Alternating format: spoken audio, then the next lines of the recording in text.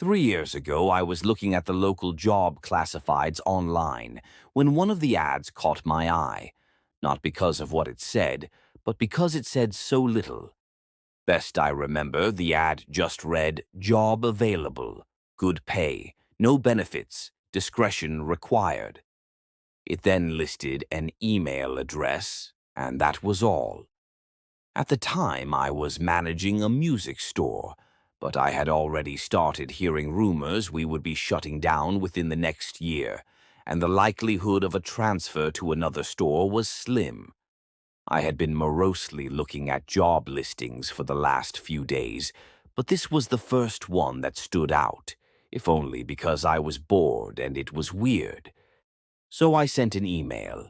Half an hour later, I had a response telling me to go to a particular office building in an upscale part of the city at a precise time for my screening.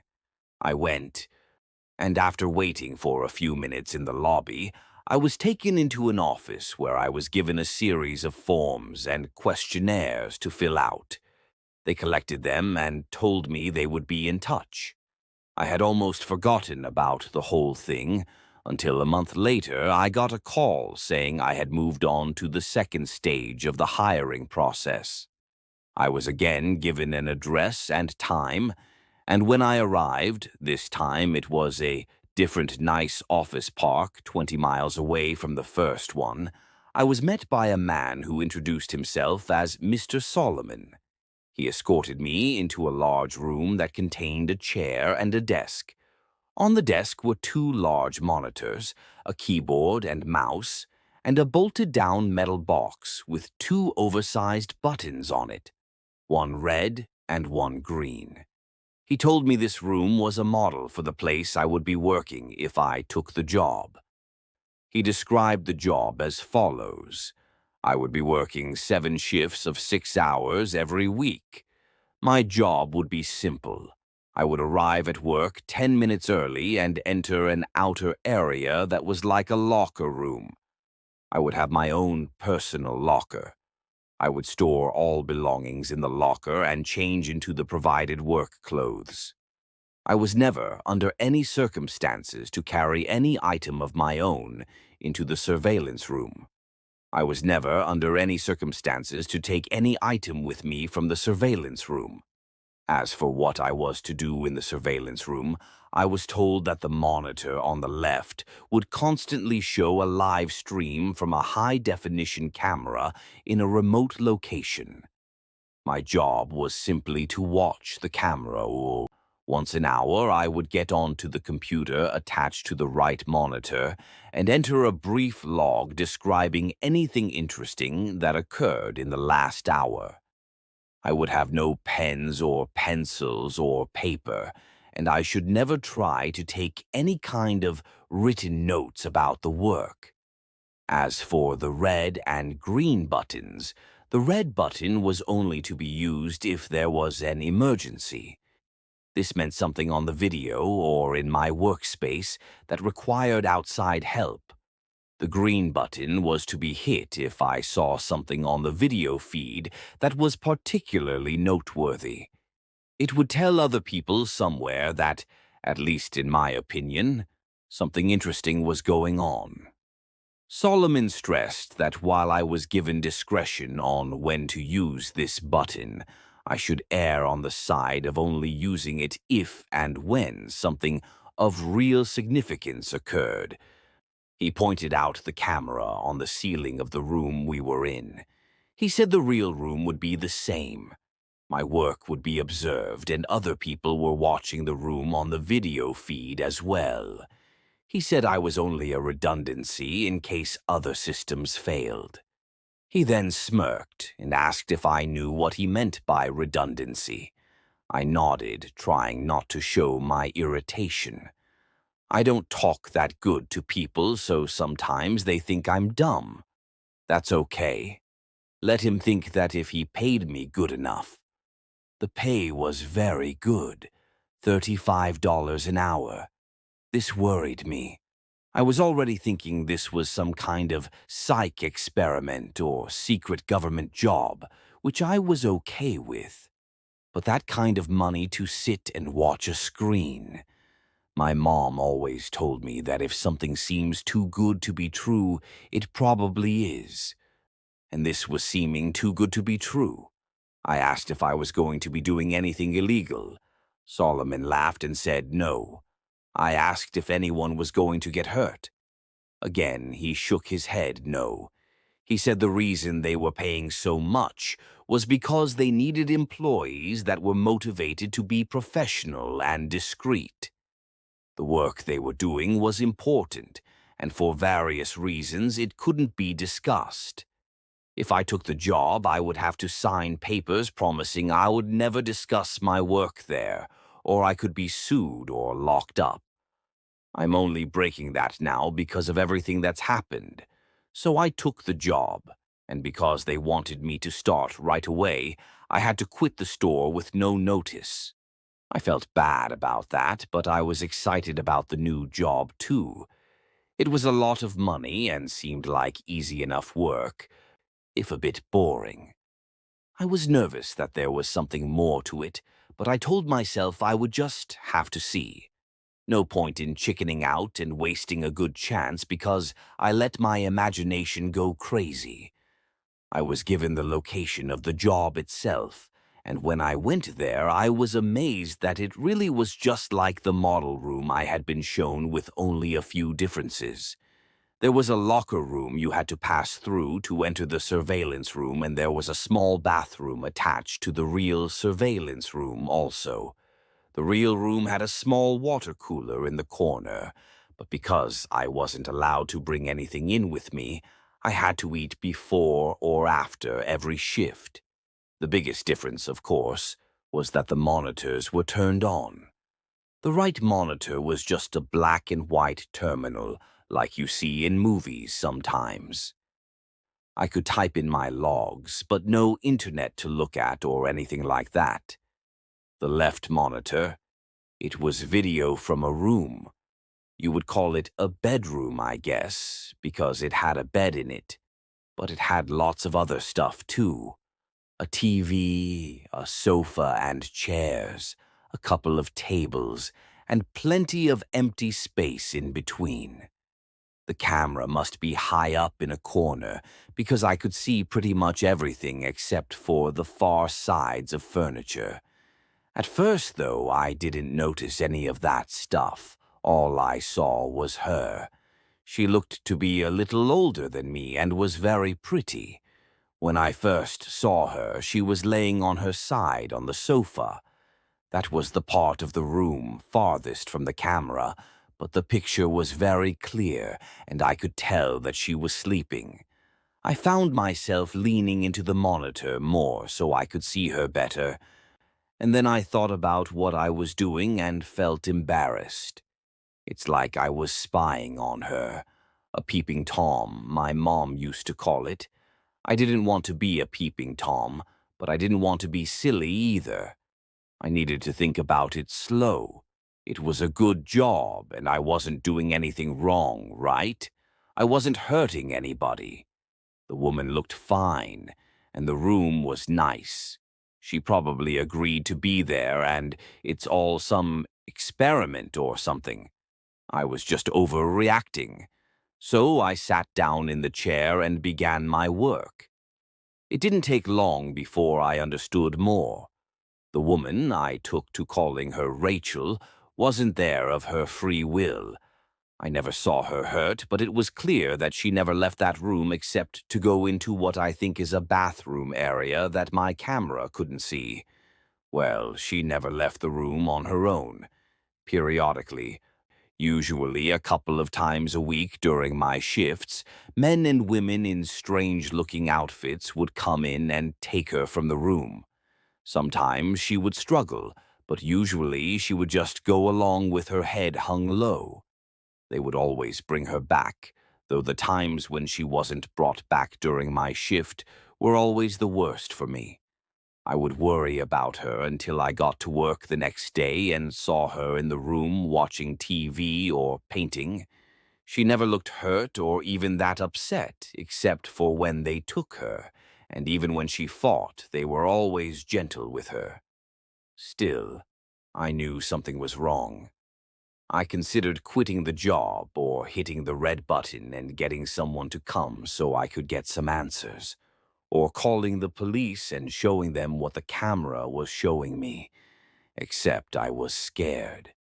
Scared of losing my job, and scared of what these people might do to me if I quit or told on them. Solomon had told me when I took the job that part of being discreet was not asking questions. I would never be asked to do more than I had already been told, but I could never tell anyone what I did or saw, and I could never ask questions about what I was doing or why. So I made excuses. It was all an experiment. She was crazy or sick, and they were trying to help her. She was doing a job just like I was. Or if she really was a prisoner somewhere, at least I was watching to make sure that she was okay. If they ever tried to hurt her, or I saw that she really didn't want to be there for sure, I could get help then. In a way, I told myself, I was helping to protect her by watching. I don't expect you to think much of my excuses. I don't think much of them myself, especially now. But in my defense, when things changed, I didn't ignore it or try to explain it away. I knew something had to be done. Rachel would usually paint for an hour or two every day, and it seemed to always be during my afternoon shifts. The room had no windows as far as I could tell, but I guess she either used a clock or her own body's time to keep to a kind of schedule. I always liked to watch her paint. The thing she was painting was always facing the wrong way for me to see it, but I could see her face as she worked. She always looked peaceful and happy when she was painting, and seeing her that way, smiling serenely from time to time as she got something the way she wanted it, always made my day. I first noticed something was wrong when she started painting more frequently a few weeks ago. Her expression was more focused and serious, and there was a tension to her movements that I wasn't used to seeing. At first, I thought she was just really trying to work hard on something, and I wanted to tell her not to worry. Every few weeks, the others would come in and take the old paintings out anyway, bringing in a new stack of, I think the word is canvas. But it was more than her being focused. Something was wrong. She didn't look happy, and she was going for hours at a time. In the span of 3 days, she had finished 4 paintings. I had been growing more and more worried watching her work, and when she finished the 4th, I found myself telling her to just stop and rest a while. I had grown accustomed to talking to the monitor, talking to her in my own way. But she didn't stop. Instead, she began moving the paintings, arranging them on the back and seat of the long sofa at the far end of the room. This was the first time I had gotten to see any of the paintings. Even when the others were taking them out, they always seemed to be turned away from the camera. I was still worried about her, but I was also happy to finally see something she had worked on. Happy and amazed. They were beautiful. One was a beautiful green forest. Another was an old stone well. A third was a house sitting alone on a small island. The last was an old-fashioned-looking movie theater. All of them looked like something out of a dream, with trailing lines of color mixing in the air around them, like leaves caught in a wind. It was only when I looked close that I realized the lines of color weren't random. They were words, easy to miss if you weren't looking close, and by themselves they didn't seem to mean much. Just the ghost of a word somewhere in each of the paintings, easy to lose in everything else that was being shown. I leaned into the monitor and squinted, trying to read the words. Then my heart started thudding as I made them out. Blinking and rubbing my eyes, I looked again, reading them out loud in order, left to right, top pair, then bottom. Please, help me, Thomas. I pushed back from the monitor, my hand over my mouth. I didn't know what to do. I didn't know how any of this could be happening. It wasn't just that she was asking for help, though that was a big part of it. It was that my name is Thomas. I thought about the camera above me and took my hand away from my face. I rolled back to the desk and sat there, trying to stop from shaking, trying to make myself take a breath. Think about it slow. The first thing was, should I hit a button? The red button was for an emergency. If she was a prisoner or something and she was trying to escape, they might think that was an emergency. But no one had been hurt that I knew of. And I think Mr. Solomon meant save that for something that was like a police or ambulance emergency. Not something like this. But what about the green button? This was definitely something noteworthy. Not only that she was asking for help, but that she was asking me for help. I made myself stop for a moment. I couldn't know for sure she was asking me. I had gone to school with several boys named Thomas. It was a common name. But the chances of her painting that name when I was working here, I didn't want to be silly, but I wasn't trying to be too... What's that word? Mom used to say it when she read her angel books. Skeptics. I didn't want to be a skeptic either. I had to believe it was probably meant for me, and that was something they would want to know. But should I hit the green button? My hands were drifting toward the metal box on the desk, but I hesitated. I didn't like breaking rules, and I was scared of what would happen if I broke these. If they really were holding her prisoner, then they were probably very bad people. But I didn't know that. Maybe they were good and she was bad. But I looked back at the monitor for the first time since reading the words. Rachel was already moving the paintings back off the sofa, as though she knew the message had been received. A canvas in each hand, she glanced up at the camera as she moved across the room, and it felt like she was looking right at me. My chest tightened as my hands moved away from the buttons. No, I didn't think she was bad. I had watched her for years. I felt like I knew her, would know if she was bad. Strange as it seemed, in a way she was my friend, and I was going to try and help her. I spent the rest of my shift trying to act normal and think of what to do. I knew whoever else was watching might have noticed the paintings or seen how I acted, but I couldn't worry about that. I would try to play it cool and try to think how I could help her. The only people I had actually met connected to this job were a couple of people when I filled out the papers, and then Mr. Solomon when he showed me the model room and told me the job.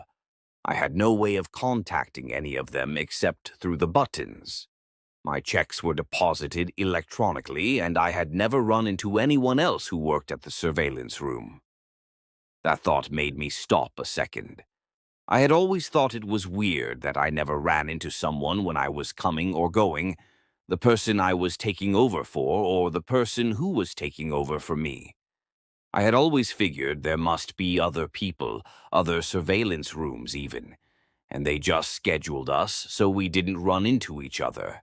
And I still thought there were others.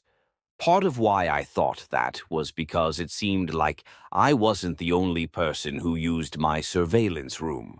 The water cooler, the toilet paper, the soap, they all seemed go down faster than I think I was using it by myself. If that was true, maybe I could figure out who they were, and maybe they would be safer to talk to than whoever it was that I worked for. I got off work at 8 that night, and instead of grabbing some food and going home, I drove my car around the block and then parked down the street from the building where I worked. Nothing had changed while I drove around for a minute. No new cars had parked or anything, and if I was right, they didn't send anyone to replace me until they were sure I was gone anyhow. So I sat and waited. I was tired and the street was pretty empty and boring, but I was too excited and scared to fall asleep. Every time a car passed or someone walked down the sidewalk, I tensed. I kept imagining a SUV or van pulling up behind me. Men getting out and pulling me from my car, taking me somewhere like where they had Rachel to kill or torture me.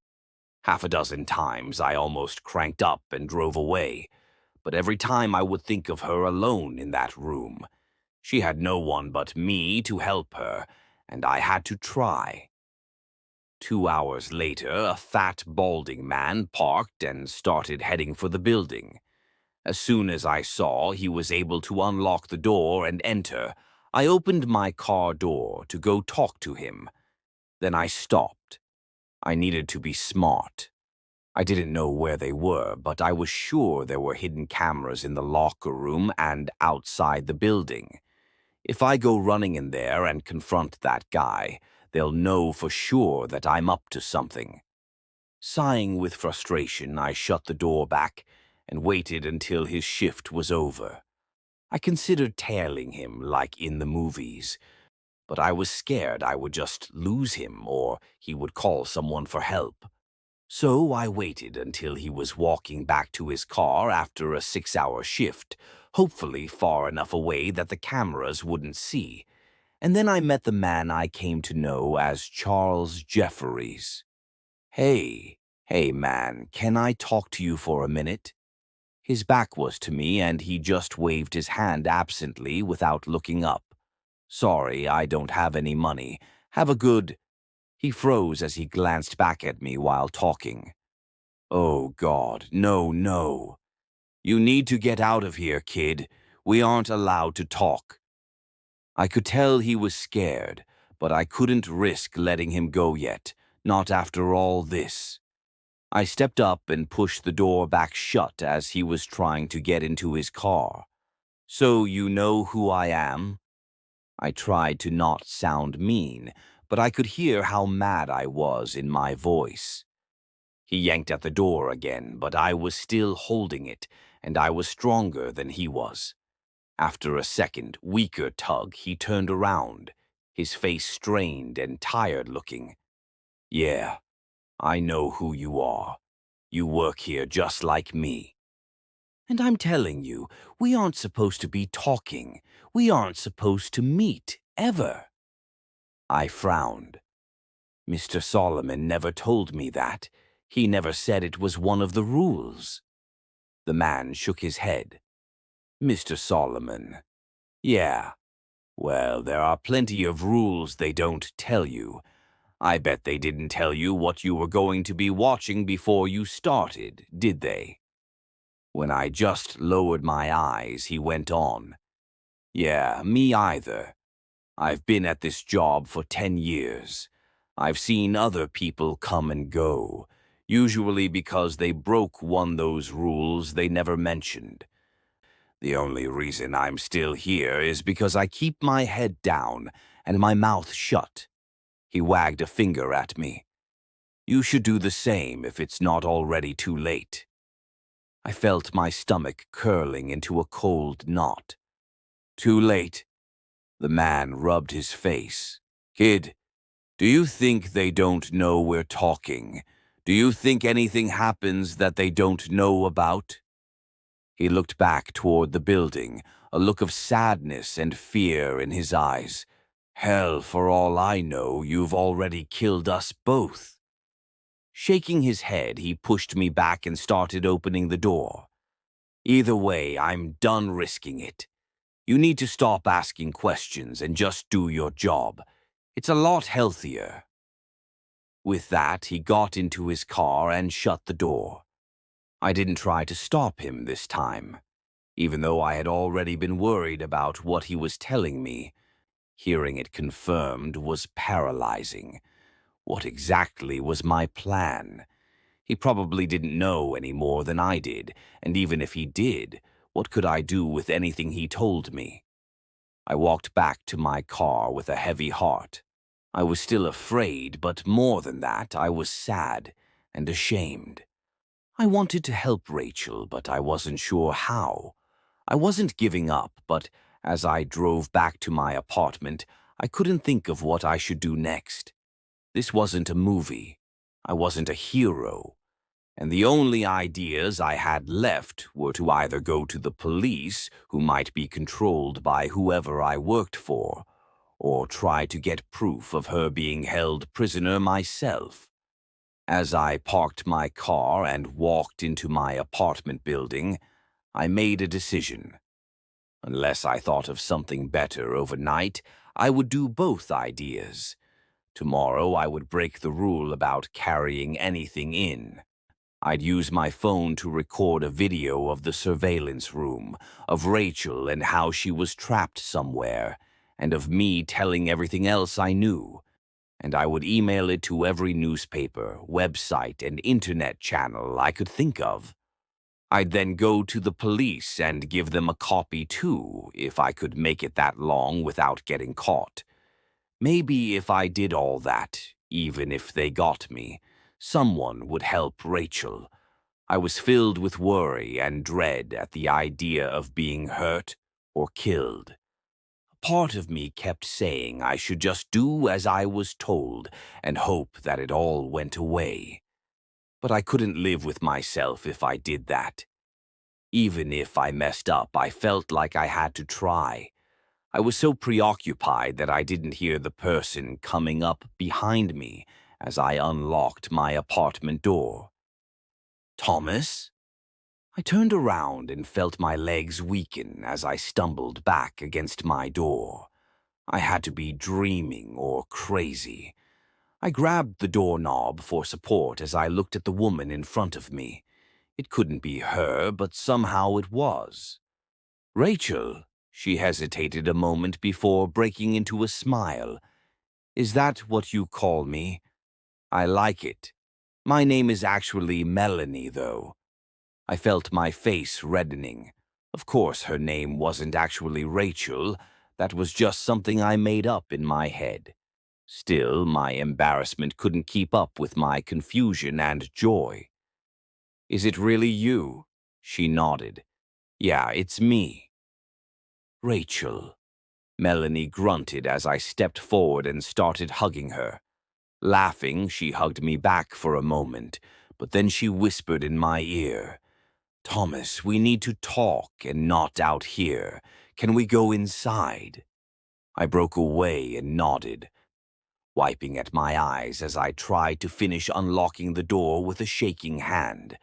My heart was pounding, and I still felt like I was in a strange and wonderful dream. But when we had gotten inside and sat down on my living room sofa, I forced myself to focus on the biggest question I had. How? Melanie had still been smiling as we sat down, but now she looked worried and sad. Thomas, that's what I'm here to tell you. Things aren't like you think they are. They never have been. I frowned, a new line of fear cutting through my happy haze. What do you mean? She held the bridge of her nose for a moment, looking down like she was trying to figure out how to say whatever it was she had to say. Thomas, you're part of a psychological experiment. I've been a part of it for longer than you have as one of the actors, and I still don't know all the details. I'm pretty sure it's run by some government agency, and I know they're investing a lot of money and time into it, but for what reasons? That I'm not so sure. I realized I was wringing my hands. No, that wasn't right. It couldn't be right. This was some kind of trick. Melanie went on. What I do know is that you're being watched as a long-term subject. They have constructed this whole scenario where you do a secret job watching someone, me, who looks like they might be trapped. They give you instructions and a way of making choices. You've got buttons or something you can choose between, right? I nodded weakly, my tongue thick in my throat. Yeah, a red one and a green one. She sighed and nodded. I think they're testing how much you'll obey, what choices you'll make based off of your morals, your intelligence, and your fear. It's interesting, or at least I thought so when I first joined up 6 years ago. They've never officially given me many details, just the overall gist. But people talk. The other actors and me, sometimes we hear things and we gossip. She smiled sadly. That's what caused me to start feeling bad. I interrupted. Other actors? Melanie's eyes widened. Oh shit, yeah, sorry. I think they still call him Mr. Solomon, and there are others too. When I just stared at her, she went on. Anyway, for a long time it was just the normal job, right? I spend 6 hours a day acting like I'm this trapped girl, mainly faking painting or watching TV. You know, boring stuff. I couldn't help but interrupt again, hating the hurt trembling in my voice. You fake the painting. You aren't really painting those wonderful pictures. Now Melanie looked embarrassed. No, sorry, I can't paint a bit. I'm a pretty good singer, though. She tried to smile but faltered. Reaching forward, she touched my arm. That's why they always have the paintings turned where you can't see them. They're already done beforehand.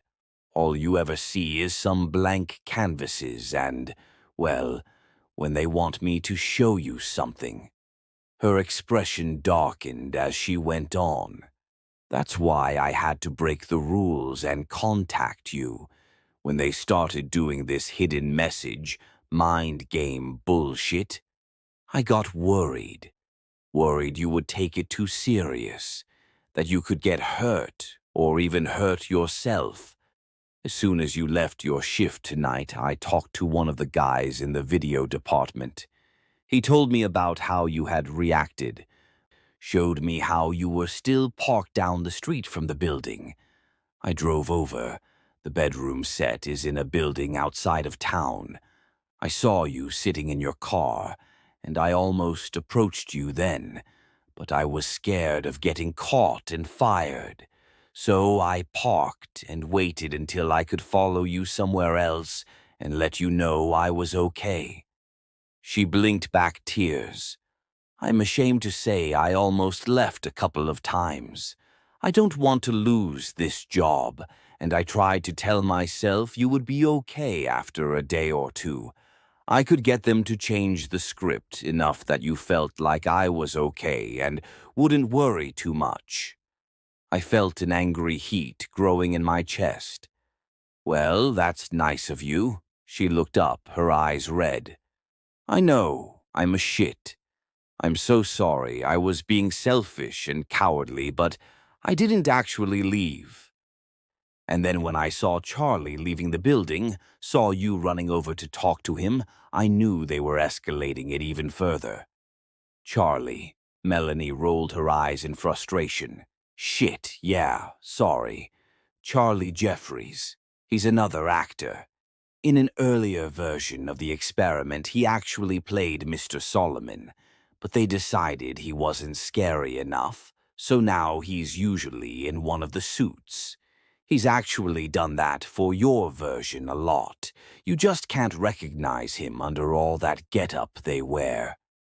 I kept curling and uncurling my hands on my lap. It was all too much. I felt like a pinball going between anger and relief and embarrassment and confusion. So all that stuff he told me, that was all just to scare me, see how I'd react? She nodded as she sniffled and wiped her nose with the back of her hand. Yes, I'm sorry. That's why I knew I couldn't wait any longer to tell you. I could see how worried and scared you were going back to your car. I pulled my arm back from her touch. Well, thanks, I guess. At least you stopped me before I went to the police and looked like a joke in front of them, too. I just wanted her gone, her sympathetic, pitying eyes off of me. Thanks for stopping by and letting me in on it. I tried to make my voice sound hard and unfeeling, but it came out watery instead. Standing up, I turned away from her so she couldn't see as I started to cry. If you don't mind, I need time to think about everything. It's a lot. A moment passed, and then her hand was on my shoulder. Thomas, you don't have anything to be embarrassed about. They are very good at what they do. All you did was what you thought was right. Because you're a good man. I shrugged. I thought that you were in trouble, and I wanted to help. She gently turned me toward her, and when I looked up, she smiled and sniffed again. I know, but you need to realize, most people wouldn't have tried to help. Not when it meant giving up their job or risking themselves like that. Not for a stranger. I wiped at my face as I looked away. Well, I still feel dumb, but I'm glad it's not real. I'm glad you're okay. That we both are. I paused and caught her eye again. We are, aren't we? Safe, I mean. She hesitated before nodding. Yeah, I think so. Like I said, they have a lot invested in whatever this is, and the fact that they're willing to go as far as they have with you makes me wonder, but I've never seen any signs of anyone getting hurt. I think the worst that could happen is one or both of us gets fired. I felt my face getting red again. Oh, don't worry about that. I'm going to quit tomorrow. I'll finally get to hit their damn buttons. Maybe both of them. I started to smile, but then I saw the look on Melanie's face. Thomas, please don't do that. I don't think they would hurt us. But if you up and quit, they'll figure out I've talked to you. I don't think they watch us all the time, but I don't know what they can find out. You know, tracking cell phones, spy satellites, whatever. I'm taking a big risk just being here, and I don't want them catching on. I took a step back from her. So you want to keep getting paid to trick people like me? She reached out and grabbed my right hand. I had been clenching it unconsciously, and it relaxed at her touch. No, I don't want to. But I wasn't expecting this. How the experiment has changed, getting to actually meet you. I can't do it long term, but another month or two to save up money, now that you're in on it and won't be scared or hurt by it anymore. She smiled. That I can do, that we can both do. We can keep going like normal, take some more of their money, and then one of us can quit. The next month, the other one can. How does that sound?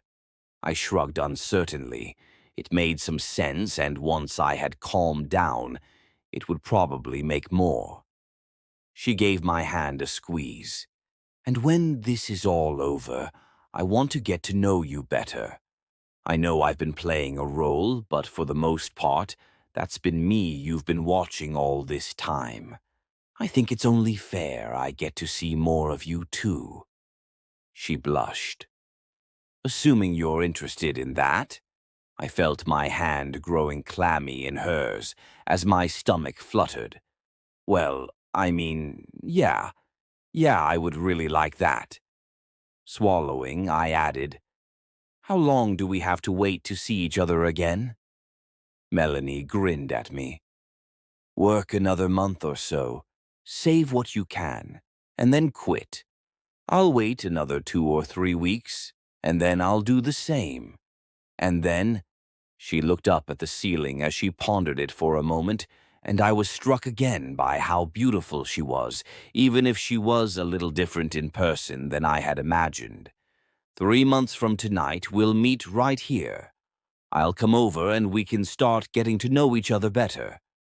How's that sound? Returning her smile, I nodded. That sounds great. When she left a couple of minutes later, part of me hated to see her go, but another part was relieved. I was so exhausted, and while I was so happy she was okay and we had finally met, I felt like the burned-up wire in an old light bulb. I needed time alone. Time to think and calm down, and most of all, time to rest. I didn't really even remember falling asleep, and when I woke up, I realized my alarm had been buzzing for over 30 minutes. I jumped up and raced to get to my shift at work. As she had been leaving, Melanie had stressed again how we needed to act completely the same. That meant not freaking out, but it also meant not acting like everything was okay either. If I suddenly showed no signs of being worried about her, that would tip them off too. I promised, and she left after a brief hug and kiss. Remembering that now, through the haze of my tiredness the night before, it felt like a dream. Still, I went into the surveillance room with a much lighter heart. I didn't have to worry or feel guilty anymore about not helping her, and there was some satisfaction in finally pulling one over on the people that had tricked me for so long. Besides, in 3 months I would be done with this place and get to see Melanie again. In person, at least, because I got to watch her on the video feed as soon as I came into work. She was asleep when I first got there, and I found myself wondering if she was as tired as I still felt. When she woke up later and started reading a book, I found myself beginning to smile and had to stop myself. I should still be worried acting, not smiling like I had a crush. I had to do better so Melanie didn't get in trouble. An hour or so later, she started working on another of her paintings. Watching her work, I was amazed at how real it all looked. It was hard to see everything from my angle, but I would have sworn she had paint on those brushes and was really painting whatever was on the canvas. I found myself feeling proud of her. She really was a great actress. Not only didn't I see her giving any clues that we had met or talked, but she really did seem different in the room than she had in my apartment. I supposed that was what she had meant by playing a role. I was almost at the end of my shift, and while I hated to leave her, I had to admit that I was ready for some more sleep. Trying to guard my reactions all day had been exhausting, and I was dreading the next few weeks. But then I realized she was done painting. I expected her to just go and do something else. But instead, she picked up the canvas at its edges and carefully walked it over to the sofa. Her body was blocking it at first, but then she stepped aside. It was a painting of a massive tree. The bark was a dark red, with a huge twisting trunk that broke off into a dozen branches. Those branches were covered in leaves that were so deep green they almost reminded me of storm clouds more than the top of a tree. Like all the paintings, I felt touched by it, even now that Melanie had told me she didn't paint them. The images themselves, combined with the colors and the small details, they really were amazing. Just like this one. If you looked close enough, you could see that there were several small blackbirds in the branches of the tree. It was funny, but it almost looked like they were made out of words. I felt my heart start to hammer, and I forced myself to stay calm. No point in being silly. I knew it was all a game now, and I just had to play my part a little while longer. Still, the worried me would want to know what the words said, so I might as well try to read them. I squinted, following the birds right to left and top to bottom. That girl isn't me. I looked away from the painting to see Rachel staring up at me. She looked terrified. Oh no, I had to do something, and I had to do it right now. If Melanie was somehow a fake, that meant they must have sent her. And if they sent her, that meant they knew. They knew about the messages in her painting. They knew about me asking questions. And they knew I didn't hit a button during any of it. I felt panic and fear crawling up my chest, making it hard to breathe. Standing up, I started pacing, periodically glancing back at the monitor to see if Rachel could help me, tell me what I needed to do next. But she had laid down on her bed. It was hard to tell for sure with her back to the camera, but I think she was crying. No, I needed to fix this. Get her out of there. And if I didn't have a better plan, I'd just have to go with the one I already had. Feeling the hard eye of the ceiling camera on me, I went to the door and stepped back into the locker room. My phone was in my locker, and after messing up the combination the first time, I got the door open and got it out. Gripping it tightly, I tried to hold it by my side casually, but I knew there was little point. If they knew everything, I wasn't going to be able to hide anything. I just had to try and be fast, get some kind of message out to people that could help Rachel before they got to me. I opened the camera on the phone as I re-entered the surveillance room and hit record. It made a small beeping noise, and once I was sure it was recording, I turned the camera on myself. My name is Tommy, Thomas Calhoun, and my job is watching a woman trapped in a room. This is not a joke or a movie or whatever. This is real. For 3 years, my job is to sit in this room. I moved the camera slowly around the room, taking in the door to the bathroom, the water cooler, the desk with the monitors, keyboard and button box, and watch a video feed of a woman locked up in a bedroom somewhere. I stepped closer to the desk and made sure the monitor showing Rachel was clear and in focus.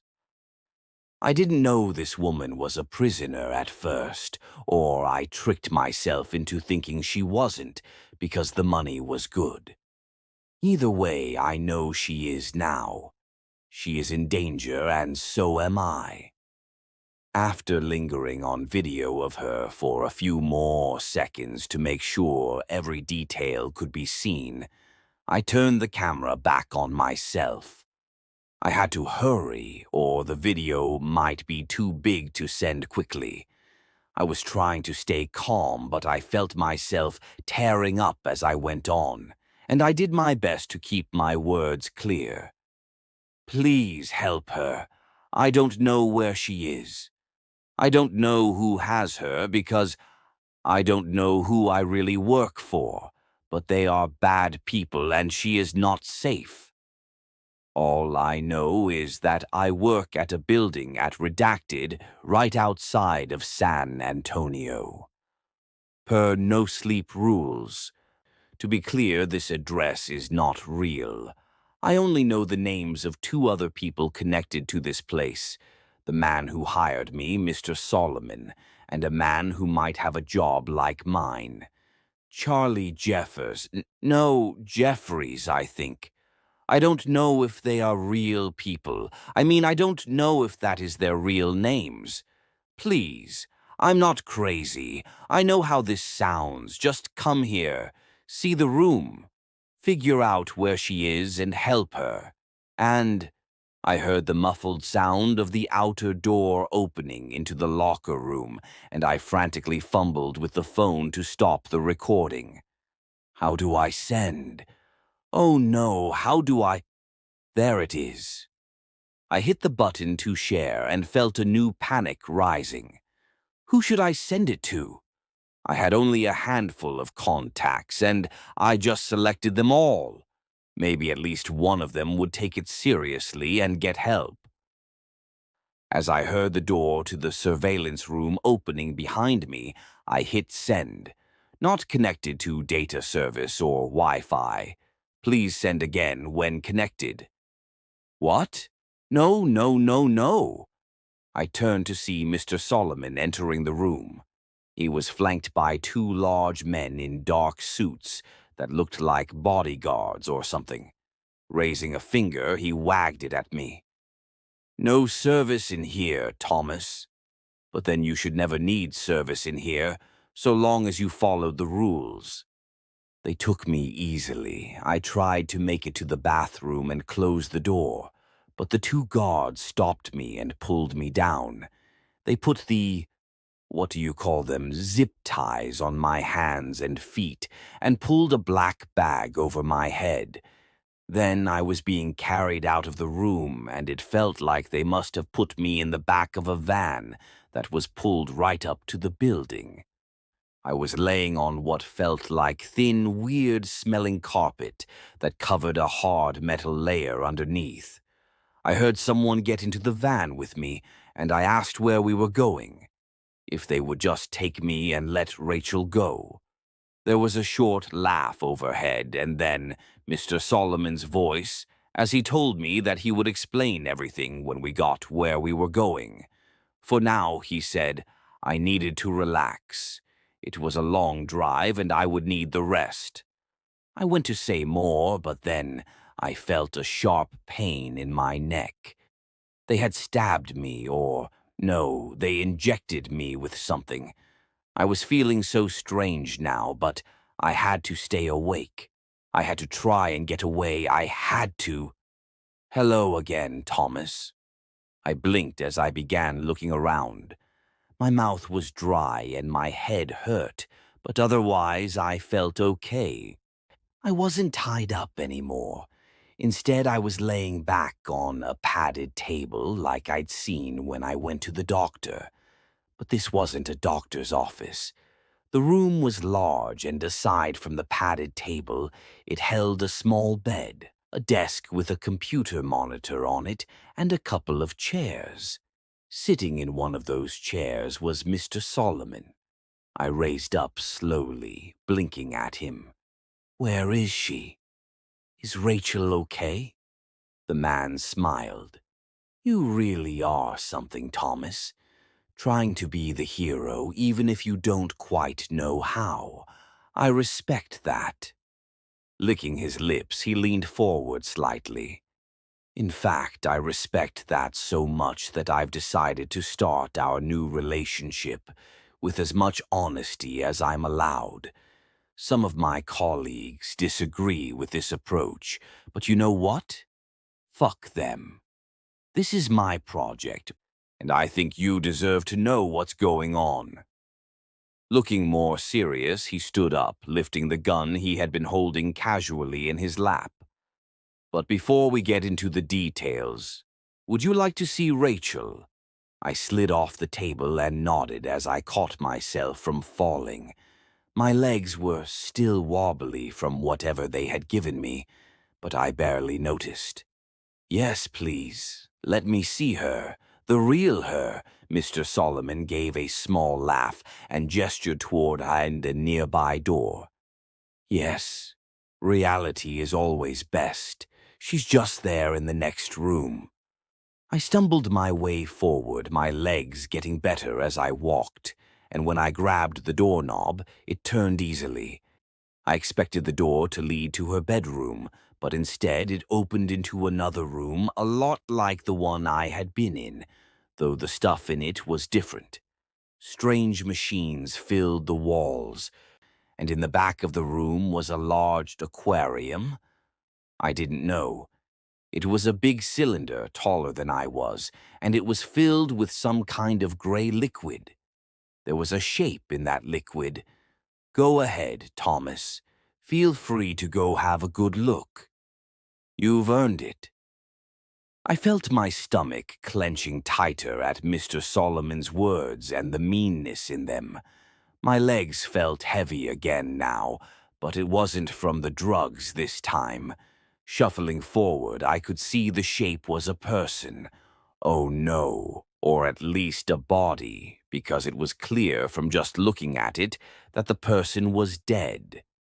It was very well preserved, but I could see how the skin hung wrong and looked bloated in spots. Oh God, no, no, no. Its hair, which had been floating like seaweed in front of its face, drifted away as I reached the glass, and I could see Rachel staring out at me. Oh, murderer! I turned on Solomon and started to run toward him when he shot me. Suddenly, I was on the ground convulsing as he stepped closer. Don't worry, Thomas, it won't kill you, just make you unable to move much for a bit.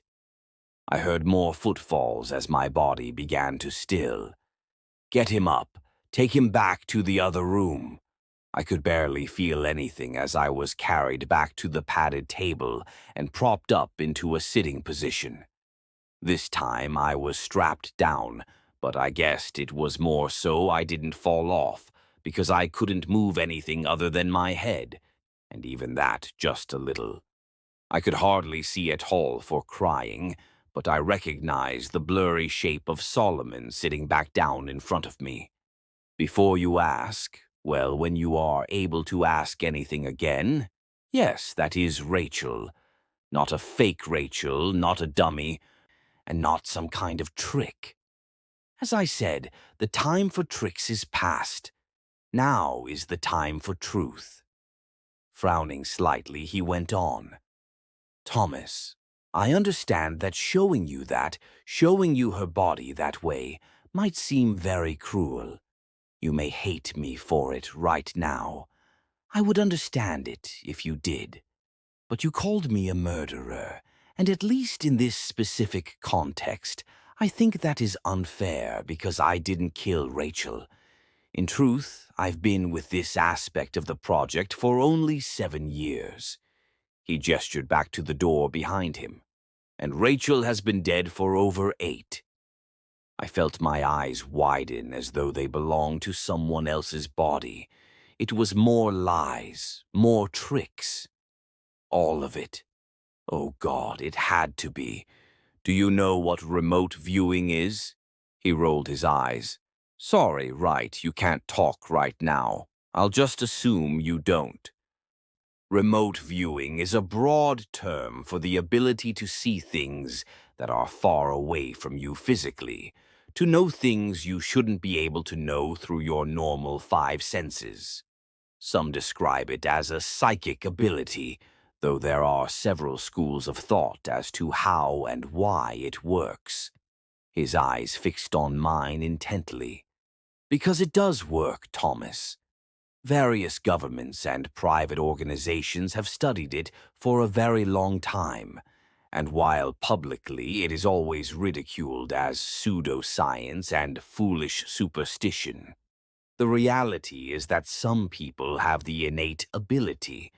That means it comes naturally to somehow see other places. Rachel was one of those people. She came into the program when she was 17. Having been identified via a front-facing screening process that was ran as a psychological test that paid subjects well at a time when Rachel was looking to make some money.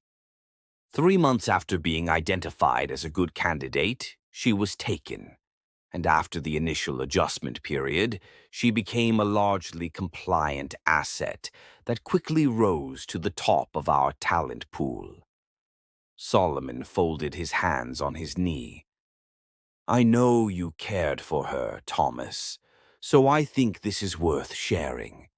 Rachel was never treated badly, other than her confinement and the occasional test that was mildly unpleasant. No, we all treasured her. She was enormously talented, not just as a remote viewer, but as an artist. That's how she would convey what she saw, you understand. She would enter into an almost trance-like state when she painted, and when she was done, she would have given us a painting of images and words that provided, well, it was very valuable information. He chuckled. If you ever wondered, That's why there was always such care that the paintings were never shown to the camera. Picking at his pants, he went on. Rachel was so talented that she was selected for a new program that we thought might greatly enhance or alter her ability. We introduced something foreign into her body. At first, nothing seemed to change. If anything, the accuracy of her remote viewing was declining, which was a problem for us and for her. But then we realized that we were reading the new paintings wrong. She was able to see more clearly than ever. She just was no longer bound to only current events. Now her sight transcended time. He paused, and I realized he was enjoying telling the story. How the bastard was having a good time, pausing to make it more dramatic. I would fucking kill him. While this made some of her paintings less immediately useful, they became much more valuable as we were able to decipher them. For a time, it looked as though everything was working better than we had ever hoped. His lips thinned. And then, one day, she showed a painting to the camera. It said, "Please help me, Thomas." This immediately sent up all kinds of red flags. She knew not to show paintings to the camera, and now she was trying to communicate with someone. We didn't disrupt her routine, but an intensive investigation began into who she was talking to.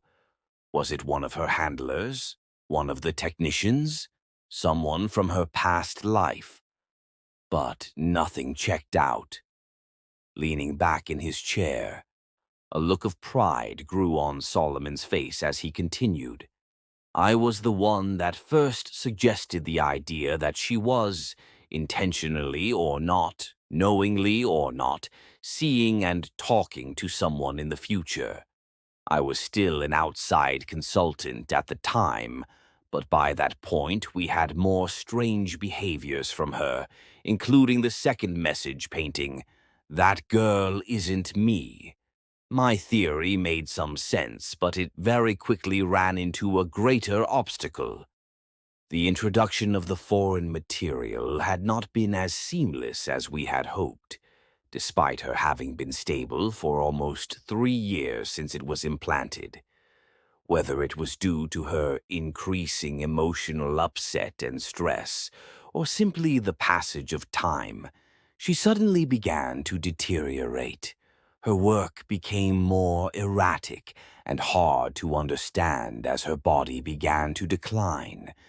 We were monitoring her health closely, but it didn't matter.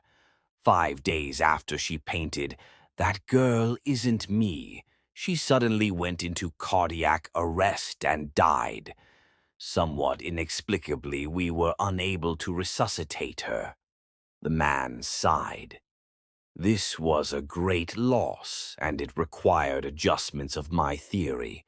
Based on everything we knew, it still made sense that she was talking to someone with access to the camera feed, and very likely someone named Thomas.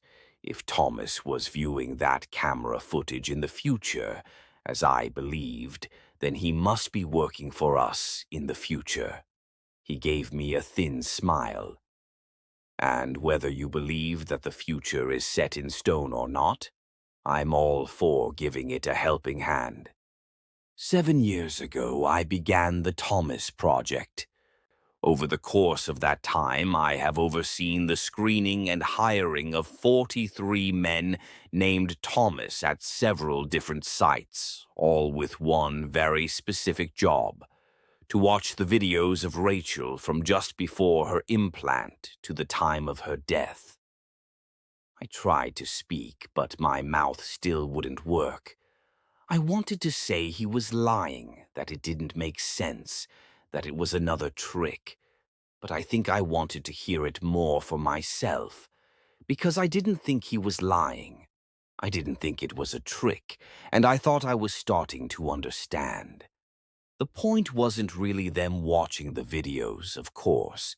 It was how they reacted to watching the videos, what they did, and how that matched up with what Rachel had done in response in the past. 13% quit after the first day.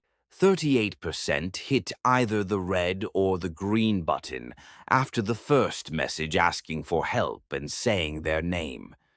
22% attempted to contact the authorities before reaching the stage where Melanie was introduced. He shook his head slightly. I wish I could take credit for her introduction, but it wasn't my suggestion. We assumed from the "that girl isn't me" message that there was a double of Rachel introduced to you at some point, perhaps to kill you or dissuade you or find out what you knew. But it took a few tries until we felt it was well refined, and, as I've pointed out, only 27% made it that far, and all of them failed the next test. He pointed at me. Her name. You see, the girl you've been watching, that talented, wonderful girl whose body is preserved in the next room. Her name was Rachel Donovan. I had always wondered if Rachel was merely seeing you, or if there was some kind of connection between the two of you. When you called Melanie Rachel, I knew that we had finally found the right Thomas, the distant point of light that our Rachel was looking at across space and time. I swallowed thickly and found I could feel my tongue, if only a little. Slurring badly, I pushed out a single word. Why? Solomon looked surprised. I'd have thought that'd be clear by now. You're our only remaining link to one of our greatest treasures. Perhaps you have a similar ability, or it may be that she forged the link purely through her own talent and will. But either way, you are important, and you have more work to do. He stood up and moved over to the table where he turned on the monitor. As it came to life, I saw it was a frozen image of Rachel's room, a tape paused where I had left off watching. Turning back to me, the man looked solemn. You have to watch the rest of it, because Rachel painted you more pictures before she died, and we have to know what they mean. I spent the next 5 days watching Rachel die. From the outside, just watching the monitor, it didn't seem that different than what I had been watching for the past 3 years. Rachel slept, she watched TV, she read, and she painted. But there were signs if you were looking for them. She seemed tired and tense, and she had taken to sleeping more. And occasionally, just every once in a while, she would glance up at the camera, at me. It was then that I could see the fear and sadness in her eyes. Inside, well, inside I felt like a burned-out house collapsing in on itself. At first I refused to watch, to do anything they wanted me to do. Solomon didn't get mad at me, but just shrugged. He said while cooperation was preferred and could go a long way toward making my stay with them more comfortable, it wasn't required. If he was right, Solomon said with a thin smile, things would play out as they were meant to, regardless of what I wanted or thought I chose. Either way, he added, the video was about to start back playing and would not stop for another 5 days. Whether I wanted to spend that time getting to see her again was entirely up to me. I tried to not watch, but a part of me knew from the start I was going to. Maybe I would find some clue that they were lying about her being dead. Or Rachel could give me some advice or warning about what I needed to do next. I didn't know. What I did know is that I couldn't miss the chance to see her again. And despite knowing in my heart that she was dead and everything on the video had happened a long time ago, I still felt that by watching I was with her somehow. She had been taken away from everything she knew when she was barely grown, trapped for years just for being special, experimented on, treated like property, kept from ever having friends or family or a life. And yet through all that, she was still beautiful. Not just on the outside, but on the inside, too. I had spent years watching her, getting to know her in 1,000 tiny ways that so few people ever truly know each other. I had seen her kindness and grace in her actions, even when she was fighting against the people holding her. I had watched her strength when she woke up day after day in her prison and never gave up. And I saw the beauty of her soul in her paintings, full of swirling colors and, what was the word? Wonder. She was able to paint these things she saw with such care and love, despite living in a world that had abandoned her so completely. Well, I wasn't abandoning her. I would watch every bit of the video I could manage, try to burn into my memory every frame of her I saw. Not for them and their stupid project, but for me and for her. I may not have much left to do in my life before they lock me away somewhere or kill me, but I could do this one last thing. Rachel wouldn't die alone. I watched nearly all of it, stopping only to eat quickly and use the bathroom until the last 2 days. I would ask the guards to pause it, but they would only shake their heads and say, Solomon said it had to play normally until it was finished. By the 4th day, I was in a stupor. I had already dozed some the first 3 days, but when I woke up on the 4th day, I could tell a few hours had passed. There were 2 trays of food on the bed, one breakfast and another lunch. I looked back at the screen in a panic, worrying I had missed something, but Rachel seemed to be just waking up too. I noticed her putting her hand to her stomach as she got out of bed and felt my own stomach twist. She was already hurting. Rachel glanced at the camera and tried to smile before moving to set up a new canvas for painting.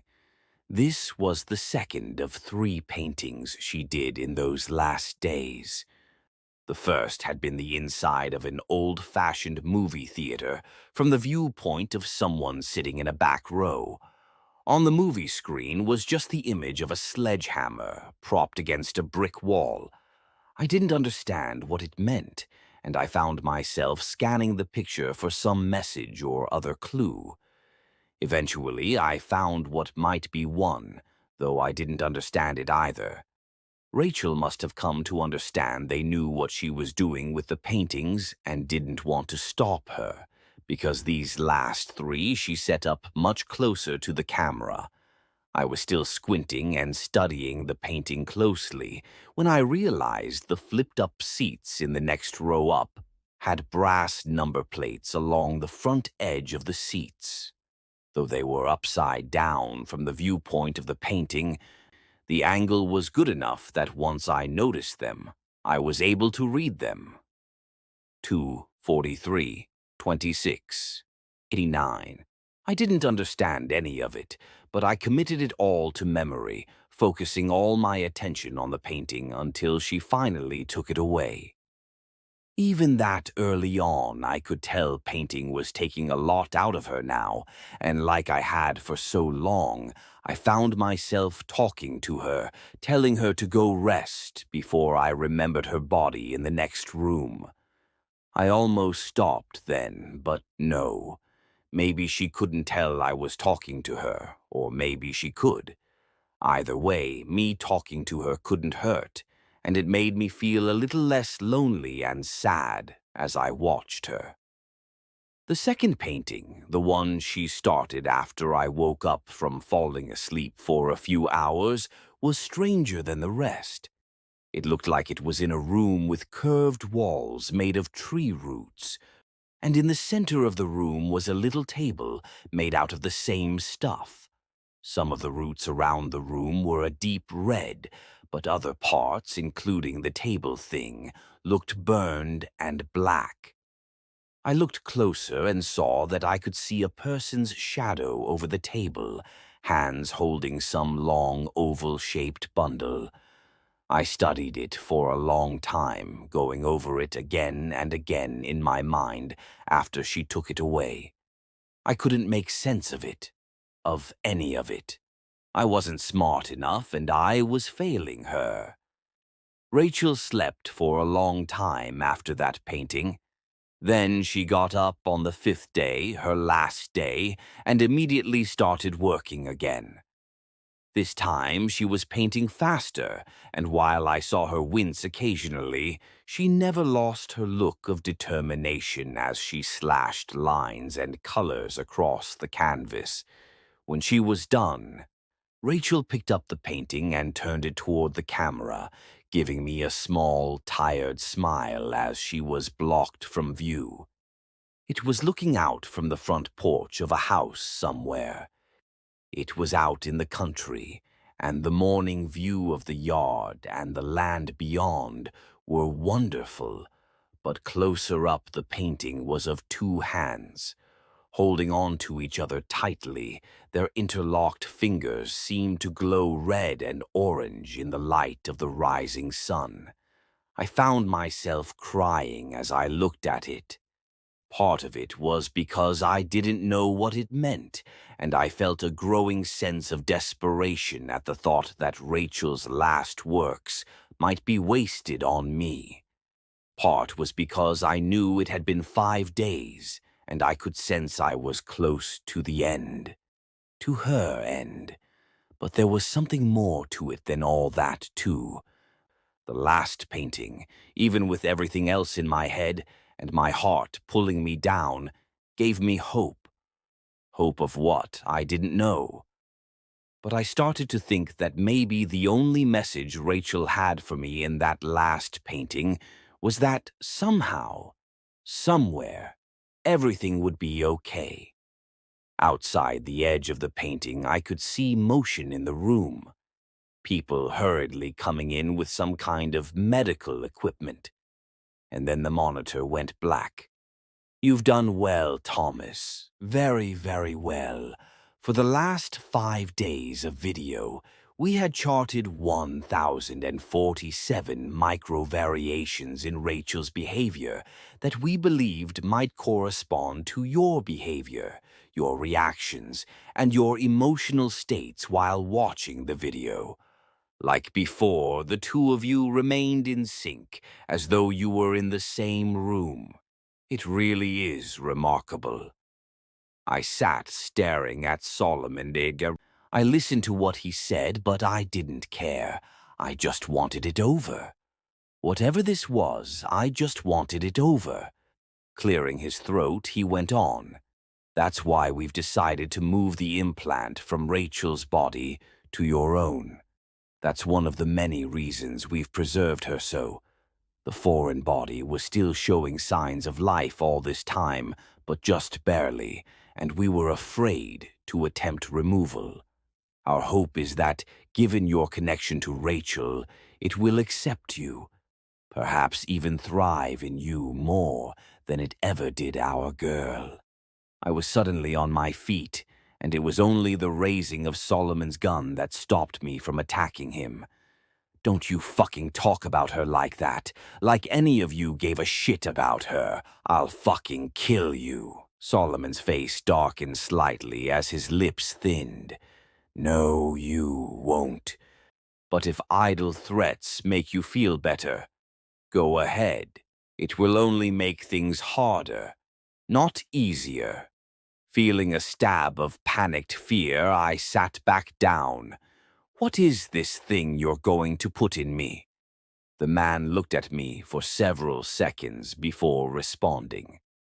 "I'm tempted not to tell you after your stupid and frankly hurtful outburst, but I'll be the bigger person."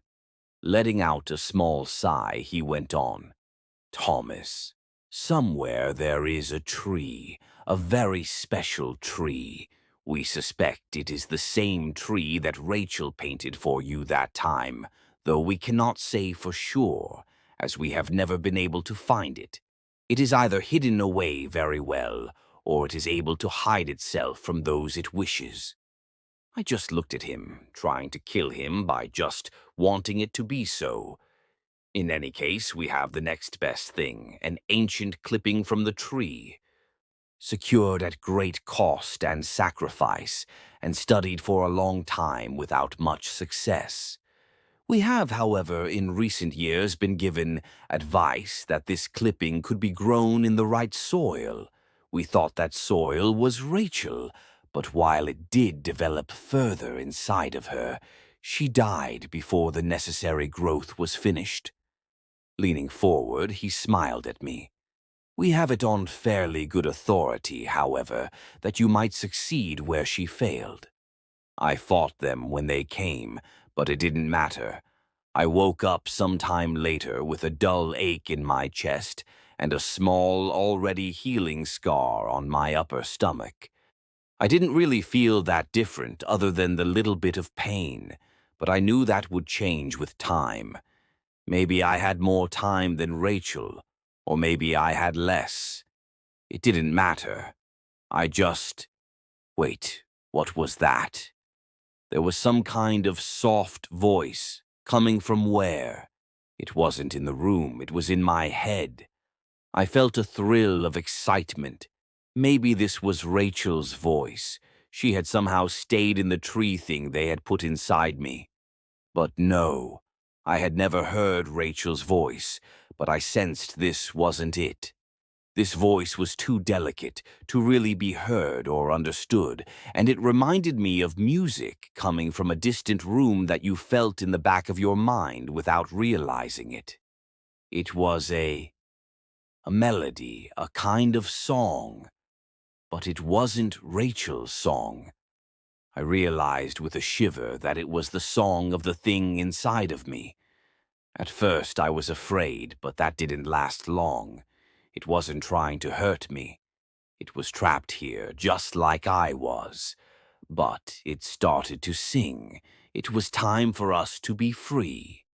I stood up and walked to the door, and as I did so, the lights went out. The door in front of me clicked, and when I reached out and turned the knob in the dark, it opened easily. How was this possible? And if it could do this, why hadn't it helped Rachel get out? There was no answer, but there was also no time. I could already hear boots around the corner as the glow from flashlights began to light up the far end of the hall. They would drag me back in there, chain me up, or take this thing back out of me before we could get away. If I was ever going to get out, it had to be now. The voice was singing again, pushing me to go further into the dark, to run until we were safe. So I listened and I ran. Every door unlocked for me. Every turn kept me barely out of sight. The people looking for me were barking orders over a radio, asking someone what was the holdup on the generator kicking on. Whatever the response, the hallways stayed dark as I drifted through them, blind but not falling, lost but not being found. When I reached the final door, I opened it into a bright afternoon. My lungs burned a little at the first fresh, unrecycled air I had breathed in a week. Blinking, I waited for the voice to tell me where to go, but it had fallen silent. I closed the door as panic began to rise in my chest. All this, and I would get caught because I didn't know where to go. I was outside a plain brown building in the middle of nowhere. There was a road going off to the right, and to the left there was Rachel's forest, from her first painting to me. I knew it was the same forest immediately, and not just because of it matching the painting so closely. I had some strange sense that felt like a kind of magnetism, or how birds know which way to fly. Looking around for a second, I felt like I was being pulled when I looked again at those woods. This was right. Somehow I knew this was the way I needed to go, so I went. I had made it to the edge of the forest when I heard the noise of men coming outside the building. I thought about hiding, but I knew it was a bad idea. They would just catch me, and I felt a drive to go deeper into the woods. I plunged ahead, running at close to a reckless speed, but never tripping or stumbling as I went. I would occasionally hear a noise behind me as they spread out to search, but the sounds grew fainter as I ran. I almost thought I had lost them for good when I heard a short cough that was quickly muffled off to my left. Someone had gotten close without me knowing it. Panicking, I looked for any places I could hide. There were only bushes and trees and, over there, a well. Not just a well, but Rachel's well, with the same worn gray stone walls capped with a weathered wooden lid. I felt a moment of happy recognition, but then it faded away. How did that help? They'd check the well if they found it, and I didn't have any way to get down in it without getting hurt or stuck. Then an idea stuck me. Crouching low and staying to the brush, I moved to the well and gingerly pushed on the lid. At first it resisted, but when I pushed a bit harder, the wooden circle slid aside enough that you could clearly see someone moved it. Glancing around, I eased back into the bushes as I heard soft footfalls approaching. "We need to check this out. You think he went down the well? Better hope not. He probably broke his neck if he did, and then it's our asses." I could see the two men approaching. Both of them were wearing dark body armor and carried assault rifles. The older of the two shrugged back at the other one. Better that than he was hiding in there and we didn't check. Looking irritated, the younger man nodded. "I'll look." He went over to the well and shoved the wooden lid aside, causing it to clatter to the ground.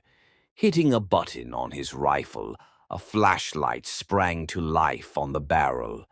He started to shine it down into the well as the other continued to look in every direction. I was worried he would see me if I moved, but I couldn't wait. I just had to stay calm, think slow, and move fast. I kept expecting to hear them yell, or feel something, or someone strike me in the back, but nothing came. As the afternoon light began to dim, I saw the trees thinning ahead. I was approaching a road. It looked like a normal public road, too, with several cars passing one way or the other as I walked out of the forest and up the hill to the asphalt. The idea of hitchhiking, especially this close to where they held me, was frightening. But I saw little choice. I was wearing sweatpants and a t-shirt they had given me and my own shoes. But I had no money or ID or phone. My only chance was to get far enough away that I could try and get help. I jumped slightly at the hiss of hydraulic brakes as a large semi rolled to a stop next to me. The passenger window rolled down and an older man with white hair and a graying mustache leaned over and peered down at me. "You look lost, son. You need a ride." I looked down at the door of the truck. It had a logo that said Martinez and Sons Construction and Hauling. Below it was a cartoon man hitting a wall with a sledgehammer. Looking back up, I smiled at him. "Yes, sir, I do." I woke up 5 hours later as we pulled into a truck stop somewhere in Nevada. I had planned on staying awake the entire trip, but that had only lasted a few minutes before exhaustion overtook me. I glanced over at Oliver Martinez, and he gave me a toothy grin. "I'm tired, but you were plumb tuckered out. I've got to fuel up, shower, and get some grub. I'm going on to California after that. If you want to ride further, just be back here in an hour. Sound good?" I nodded and thanked him again for the ride as I got out. I felt groggy from sleeping, but otherwise okay. I just needed to decide whether this was a good spot to ask for help or if I should ride with Martinez further. He seemed like a very nice guy, and he would probably try to help if he could, but I wanted to avoid putting more people in danger if I could help it.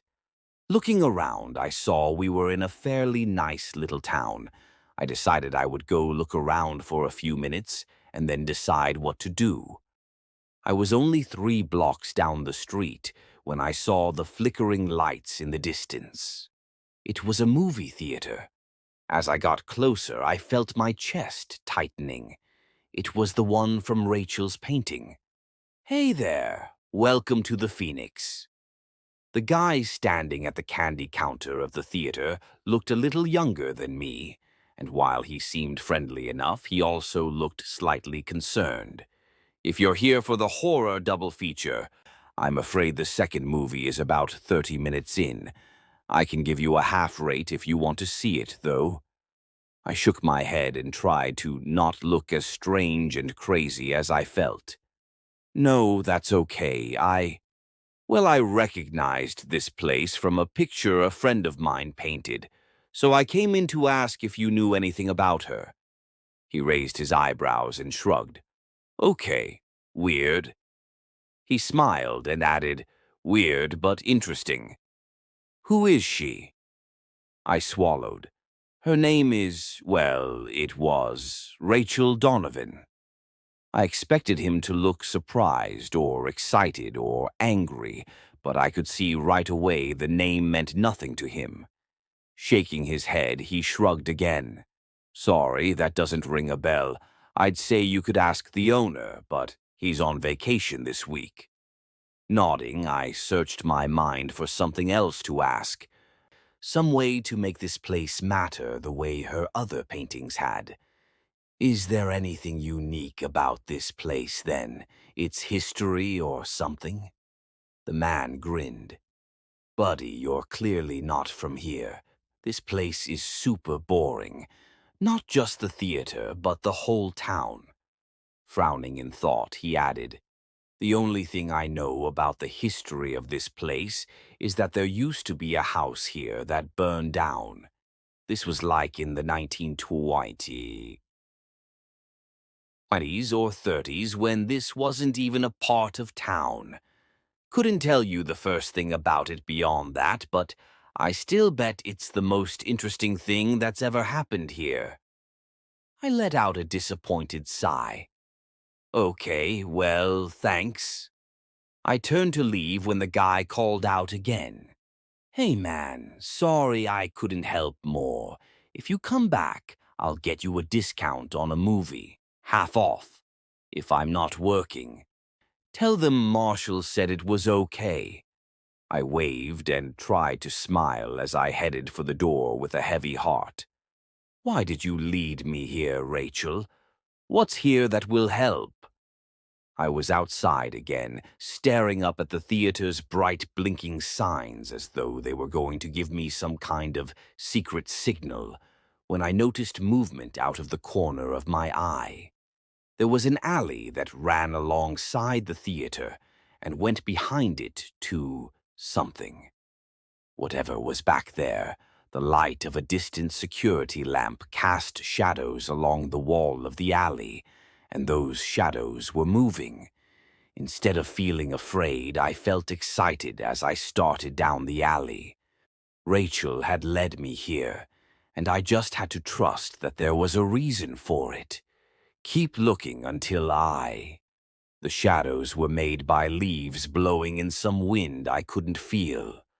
As I got to the far end of the alley, I saw there was a small backyard behind the theater surrounded by a chain-link fence, and on the other side of that fence was the tree from Rachel's painting, with its deep red twisting bark and foam of green leaves waving to and fro in the night air. I felt a surge of warmth in my chest as the distant singing began again. This was the place, the special tree that could not be found unless it wanted you to find it. It sat at the edge of a small, overgrown lot, surrounded on all sides by buildings and yards, somehow forgotten when whatever this land had once been was divided up. And despite its location, I had a strong sense that I was the first to see it in a very long time.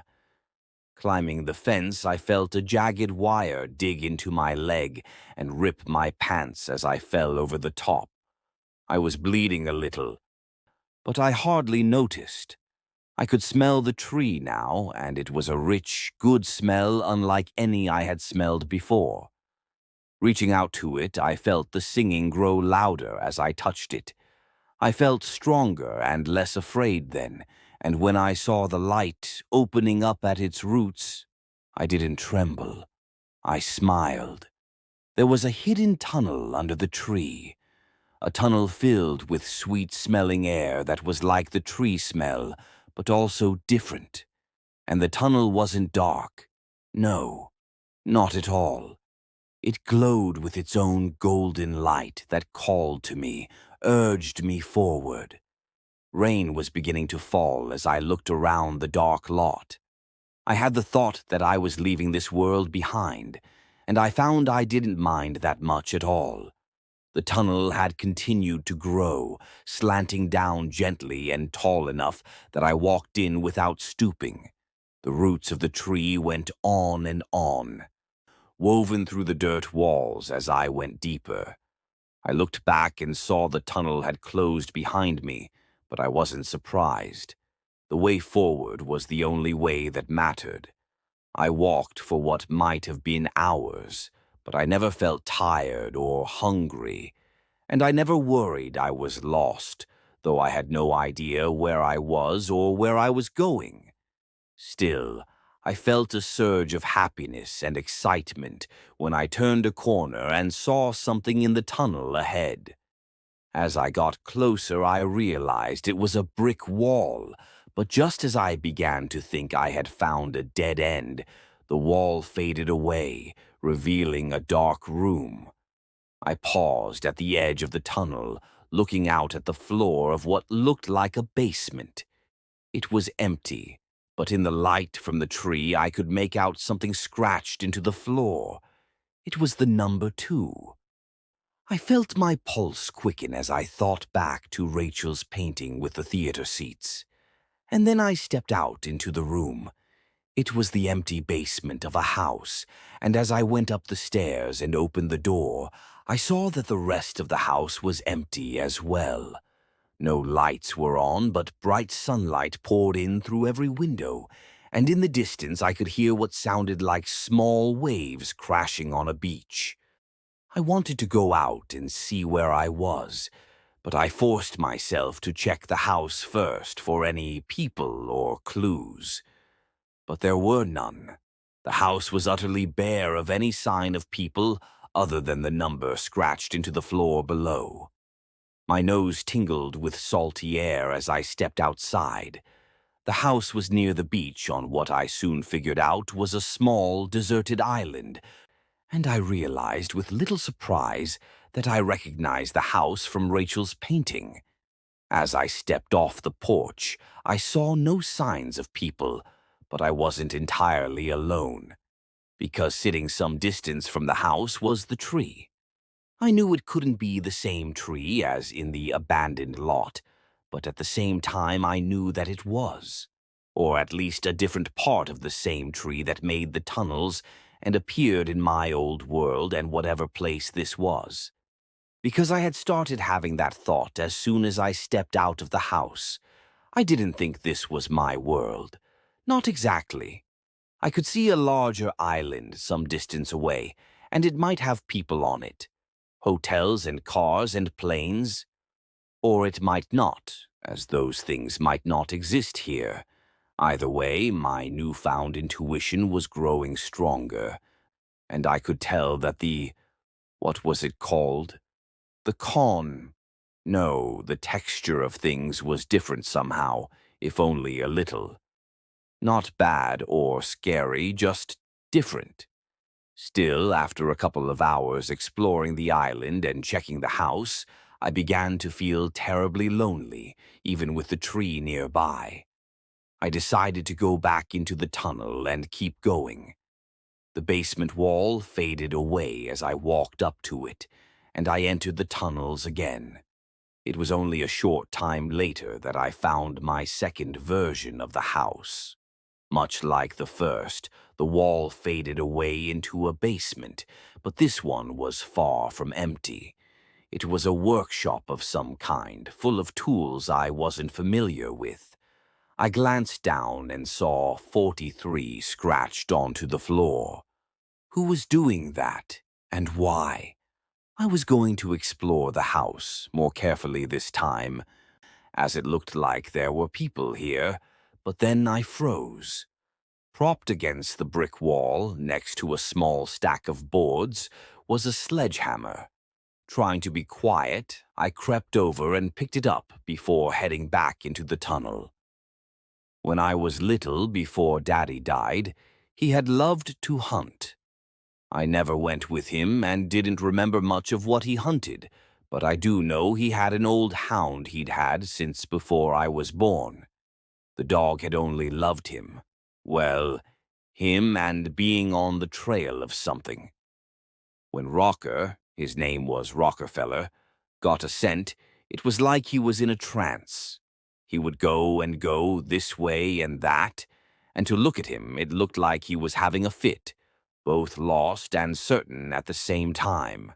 But whatever Rocker knew or didn't know, he always found what he was looking for. I felt like Rocker now. I was moving faster and faster as I went down this turn and that. I felt like I was on the trail of something or traveling on memories I didn't have.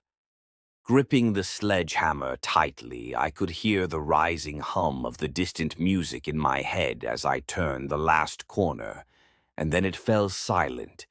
There was another brick wall, and as I approached, it fell away. It was another basement room, but this one was much smaller. It contained a table, a clothes chest, and an old metal bed that had been broken apart. At the far brick wall, a woman was using one of the metal legs from the bed to attack the wall and whatever lay behind it. I felt my head began to swim as I looked at her from behind, and as she turned to look at me, eyes wide with surprise and fear, I felt the sledgehammer slip from my grip as I stumbled back against the now solid wall. I could barely breathe at all, but I managed to get out a single word. "Rachel!" The woman looked at me, her expression less fearful but still guarded. She had the bed leg partially raised in warning. "Yeah? Do I know you?" It was her, but it wasn't. Much like the tree on the island, this Rachel looked a few years older, and while she looked stressed and confused at the moment, her eyes didn't seem weighted down by the same quiet sadness I had come to recognize watching the other Rachel for all that time. Still, I didn't know how to answer her question and not sound creepy or crazy. I stared at her for a second, floundering, when she asked another. "You came out of the tree tunnel, right?" I nodded, grateful for something I could answer easily while studying me. She said, "Where did you come from? Before the tunnel, I mean." I flushed as I tried to think of the right words. Well, I came from Texas. Originally, I mean." She grinned at me for a second before catching herself and trying to look serious again. "Yeah, okay, but like, do you know how the tree works? How did you find out about the tunnel? How did you get here?" Sighing, I rubbed my head and just started into it. "Look, I know this will sound crazy, but I had a job watching a woman trapped in a room, and that woman was you, or another version of you, and she asked me for help, and I couldn't help her, and then they took me. And I found out she had been dead for a long time, but could see me in the future. And then they put something from the tree in me that had been in her that killed her, and then I escaped, and then I figured out where to go to find the tree from things she had painted, and I somehow knew how to go in the tunnels to find different spots, and I'm pretty sure the tunnels lead to different worlds, and I got this sledgehammer, and then I... Hold up. God damn, take a breath. You're going to pass out. She was smiling again, and this time she didn't try to hide it. She looked over what was left of the bed to where the sledgehammer was laying on the floor. And did you say sledgehammer? Whack, so yeah, I believe you, whack. I've been in those tunnels too. My ex-boyfriend tricked me into moving here so he could tie me to the tree in his place. Whack. Well, not tie me to the tree literally, take his place as what? The tree's buddy or something? I don't really know. It's all pretty fucked up and I don't understand all of it. Whack, but what I do understand is that the fucker walled me up in here. At first I thought I could just pry loose some bricks over time, but nope. He put a layer of concrete on the outside this time. Good old Phil, or Justin, or whatever. I mainly think of him as fuckface now. Whack, this is taking forever. I stepped up and put my hand on the sledgehammer. Let me do it for a bit, we can take turns. We had cleared away even more brick than she had already managed, but the concrete wall was only starting to show small cracks. I wanted to just keep looking at her, have her talk to me, but I knew she was tired. She nodded reluctantly and let go of the hammer. Before I swung, I looked back at her. How long have you been in here like this? Whack Rachel scowled. It's hard to say for sure, but I think about 8 months. I let the hammer drop down again as my eyes widened. How did you survive all that time? Her scowl deepened. It's the tree. It won't let me die. I just dip into the tunnel every day for a bit, and I never get that hungry or thirsty. A thought occurred to me then. Why didn't you just escape through the tunnels? She quickly shook her head. No, thank you. I've had enough of seeing other worlds. Some of them aren't so nice. And I don't want to be more tied to the tree than I already am. I just want out of here, into my own world. And then I can try and figure out how to get free of my connection to the tree for good. Rachel shrugged. I would have done it eventually with the stupid bed parts, but who knows how long it would have taken. She smiled again. I'm very happy you came to help and brought a sledgehammer with you. Returning her smile, I nodded as I lifted the hammer again. Me too. Whack, we were both wringing with sweat when we crawled through the hole we'd made in the outer wall. Rachel told me that she thought her ex-boyfriend was long gone, but she couldn't be sure, so we had to be careful. Grabbing the sledgehammer from inside the room, we made our way toward the stairs. The house was decorated but quiet, and we saw no sign of anyone as we walked to the front door and opened it. Outside, the sun was coming up on a new day, and as we walked out onto the porch, I jumped a little as Rachel took my hand and gave it a squeeze. I looked over at her. I hadn't been able to help the other Rachel, but maybe that had never been the point at all. Because I thought now she had been able to see more than just other places or the future.